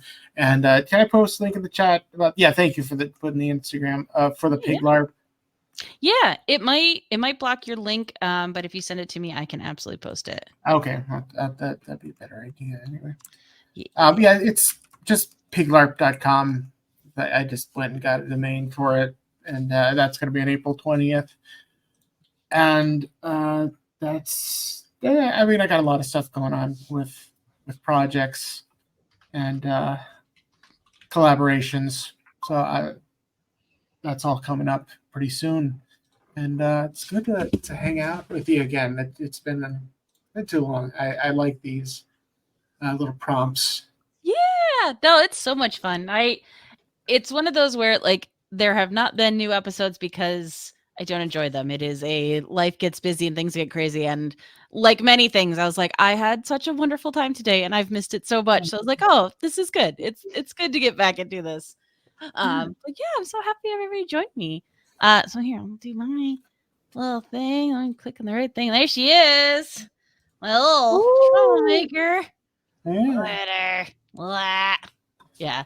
This was one where I was like, this is probably the sketchiest one, but I really liked that. So now I'm kind of like, oh, maybe I backtrack and modify the design a little bit. But yeah, I think I'm going with Izara because it sounds like ice and raw, and that feels very her. I love it. Yeah, I love it. She's my little chaos girl. I like her. But yeah, this was so fun. So if you want to see more of my stuff, you can find me all over the internet at a swan named Emily. Yeah. But yeah, if you want to see more stuff and all the art that we post on this, make sure that you follow at Doodlecrew Draw. We are all over the internet. The best place to probably find the art is Instagram and Facebook. We do have a Twitter, but I have been slowly moving away from it because it's not what it once was. But yeah, if you want to know anything else about the artists or where to find them, we work really hard to try and make sure that the Doodle Crew link tree is kept up to date so that you can find people and connect with them. Usually try and post about if people are open for commissions or work or anything like that. So all of that fun stuff. Yeah, look at that. I am open for commissions. Yay! Yeah, we love it. And especially to hype up and support all the cool projects that people do, because we are so lucky to have such an amazing community of artists who do such a wide variety of things. That's just incredible. So yeah, thank you so much for everybody who hung out with us in chat. Thank you. I'm so happy to be back. And there's going to be more to season 4. So come back and see us again. We love you all. Goodbye. Bye. Stay safe and stay awesome. I know you will. Woo.